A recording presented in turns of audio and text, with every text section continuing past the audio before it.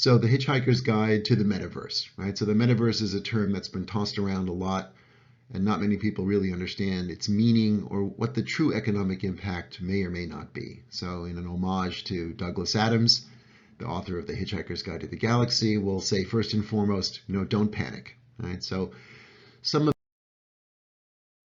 the things we will cover here, including, it's mostly harmless, which means there can be real harm.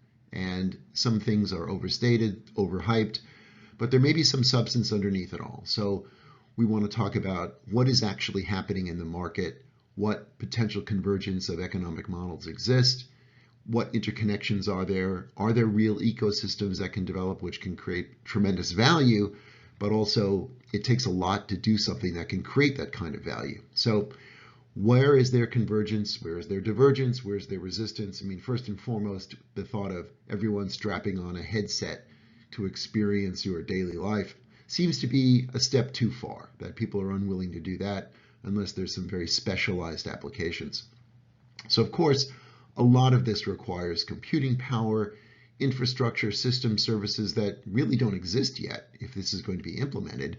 And then of course, how do we create a broader opportunity, also a closed loop? The economic model of all the major tech firms, which include Meta, which we'll get to, and Apple and Google and all others, are there sort of this self-realizing business model. It's been called a flywheel model. I don't like that expression so much as a closed loop, which is you're in, you'll stay in, your products and services get improved based on input, and then that becomes a profit engine, and that's really the economic goal.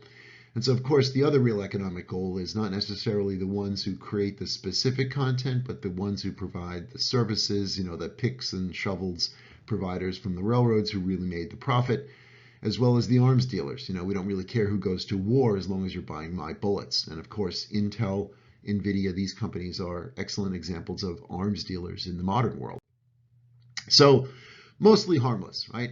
So what we want to distinguish is what's real nonsense and what's real opportunity. So we're seeing big tech companies pile in. We're seeing, of course, Facebook changing their name to Meta Platforms, dedicating $10 billion or more to these developments because they have these disparate assets, right? They have Instagram, Facebook, social media, photos, sharing. They've got WhatsApp. They're trying to find a way to create an economic platform. So, let's call it Meta, right? That may or may not be real, but another example is what Microsoft is doing with their acquisition of Activision Blizzard, where they're really focusing on a gaming opportunity. It can be an immersive opportunity. There may be some very interesting economic models that result from that. But let's look at a good example. So the iPhone, right? So the iPhone didn't create new technology. What it did was it put together existing technologies in a unique way, right? So we have a camera, a phone, a computer, et cetera, right? That really created the unique opportunity to combine products and services and honestly unleash an entrepreneurial spirit to create applications and other things that really multiplied the value of what an iPhone platform meant. That's the economic model that any technology company, maybe any company, aspires towards. And that's what we're trying to create here with a metaverse. Now, whether or not that's an opportunity is the thing to really understand. So it's one thing to have a very practical computer in your hand, or one of my MIT thesis advisors had a great expression for this. He called an iPhone is a material transformation device. You push a button, something automatically appears. You get a car, you get a song, you get a movie, you get a reservation at a restaurant, right? It's sort of this integrated part of your life, right? Metaverse aspires to be that. Now we're going to push back as to see whether or not that's a real aspiration or just something that's hopeful. But what it creates are these virtual and augmented worlds. Now, these are real. We have virtual concerts. We have kind of augmented technology. I mean, people working at Boeing, working on very integrated, complicated aerodynamic components, are using augmented reality to enable them to be more effective in understanding and dealing with all the complicated issues that these complicated machines create. Well, that's a very interesting application, but it's very specific, right? So the other thing that's gotten a lot of attention, I'll call it a metaverse, is something called a virtual asset. Well, what is a virtual asset? Virtual real estate, digital assets, whether it's a currency or other things, and gaming, and then owning components to a specific game to enable you to play it more effectively. All of these things are developing, there are economic opportunities, but how broad and what's the real kind of consequence of that? Is it a new world? Well, we can push back on that, right? So who are the consumers, right? So we have this metaverse versus an economic reality, right? Okay, so there are applications, there are things happening, but is it really just kind of cyberspace? I mean, there's a great article where someone said if you took every article and that talked about metaverse and just replaced the word cyberspace, it's probably applicable to more than 90% of those articles, right? So it's just an internet at a higher level, at a different level, at a distinctive level. Is it really pervasive? We really challenge that. Although Goldman Sachs has come out and said that this is an $8 trillion opportunity, right? So, okay, so we can't really ignore something that's called an $8 trillion opportunity. And even Morgan Stanley has said it's an $8 trillion opportunity within China alone, right? So what you're doing, the metaverse is buying and selling and creating art, creating real estate, clothing. And we have brands like Louis Vuitton, Gucci, and others having a virtual world, virtual fashion world, virtual brand expansion. We have the creation of virtual real estate, digital assets, even cryptocurrency, right? Cryptocurrency is a component of this. So you can create virtual real estate, pay for it with a virtual currency, and have commerce, right? Now, of course, how do you connect that to the real world? And so while there is economic opportunity, we're kind of saying, well, maybe it's $8 trillion, maybe it's not. And I think I'm going to push back and say it's not, right? Because if you say Web 3.0, what you're doing is you're saying, okay, well, Web 1 was the internet, where I was basically pushed information from producers.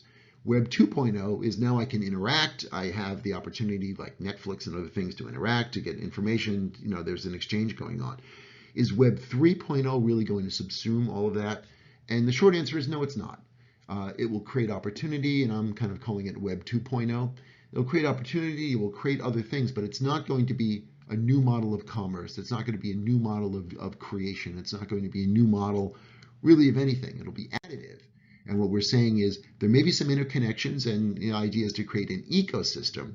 But when you say the word ecosystem, people immediately think of great financial opportunity, and I'll call it, unsustainable financial bubbles as well, right? There's not a real disruption, but there is real opportunity, and we can talk about that, where having the opportunity to create decentralized finance, that's very real.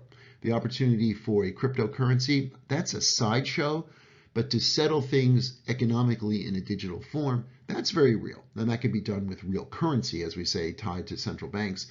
And we've discussed that in other presentations. But the real economy and connecting that to this sort of cyber economy or metaverse, there is a way to do that, but it's very specific. And so gaming is a great example. So gamers understand this, and Fortnite is a great example of this. You've created this economic engine with a virtual reality, virtual economic ecosystem. And so this virtual world of Fortnite is a great economic opportunity. Does that mean our entire world is going to be a Fortnite world? No, it's not. But it does mean that there is real value that can be created. But does business really want that? And I know that Microsoft is talking about having virtual meetings that are much more immersive and much more real. But we already have Zoom, right? And do we really want, and is that a real business model for better communication in a virtual world? Do we really need that? And in a gaming experience, I understand that. In a business meeting experience, I think that assumption should be questioned, right? So when we think about where is their opportunity? Well, what is this really? I mean, the metaverse is a new media channel. It just like the disruption that we experienced from radio, from television, from the internet itself. These are media channels. It's a way to get new content or content in a new way, right? That's what the metaverse is. So there is a real opportunity, but recognize what it is. It's not a new world. It's part of our existing world, and it's a new media channel. And so things exist like a live concert experience that can be immersive. You have multi-user experiences. Fortnite has hosted these kinds of experiences. These are very real, right? So the business models really turn into what every other media business model is. It's either based on subscriptions or advertising or additional application purchases to enhance the experience within that media channel. That's real. That's happening. It's not $8 trillion. And I think there's an estimate from BCG that this could be a $500 billion business in 3 to 5 years. That's a bit questionable as well, but it's a real business, right? And so now what's happening? Well, big tech has figured this out, right? Okay, it's a media channel, and more than anything, there's two things going on that drive all tech businesses, right? One is the acquisition of data. I can get data. Data is very valuable. It enhances my closed loop, right? The more data I have, the better I understand my customer, the better I can provide value to that customer, the better I have a business model that can charge more and create more value, right? That's what big data really is, big tech really is, right?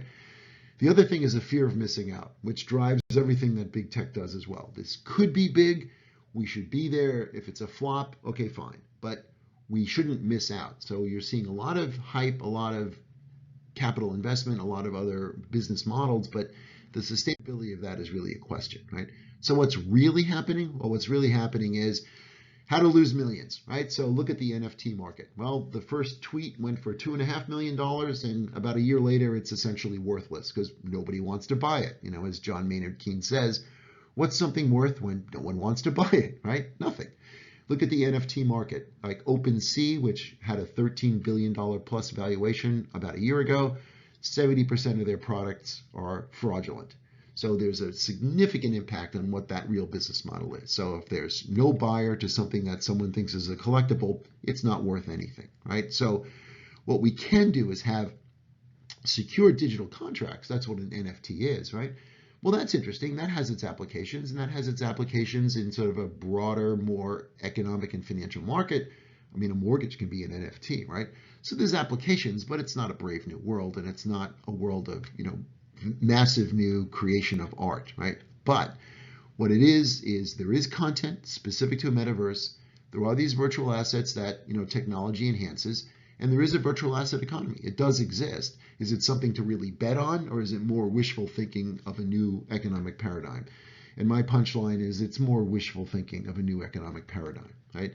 That while there's opportunity, it's not broad, it's not, that's significant. What's significant? Well, computing power is significant. To create these kinds of virtual experiences and then experiences that we can't really understand in a new media environment, well, we need data, and we have new data services in the clouds, data lakes and the network edges, right? This is where there's great opportunity.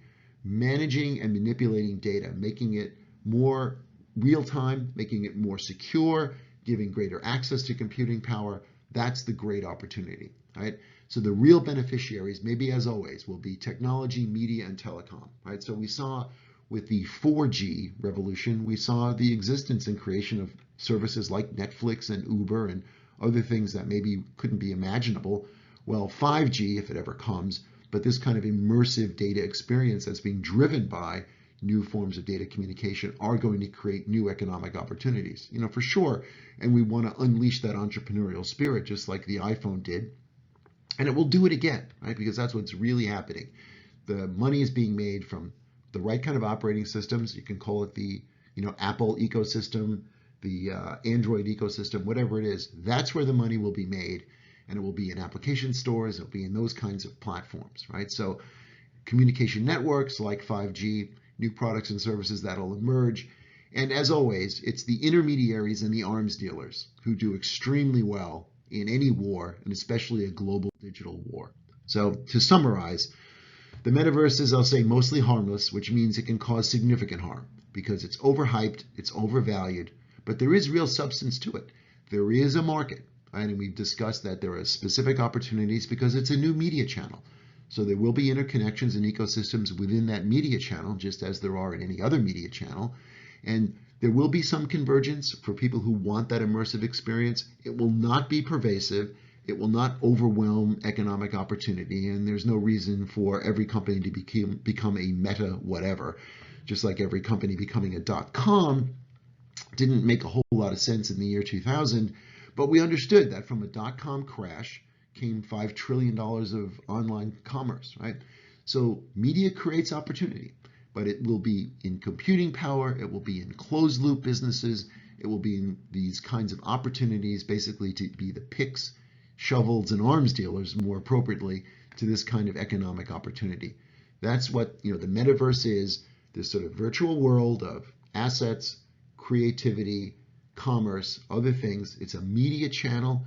It's a way to create immersive experiences, and gaming is the best example of that, and maybe will be always the best example. It will not be pervasive. It's not going to overwhelm the web and become a new version of interacting. It'll be a media channel with its own world. Economic opportunities will exist, but it will not be the overwhelming, phenomenal, hyped opportunity that we are hearing from some people.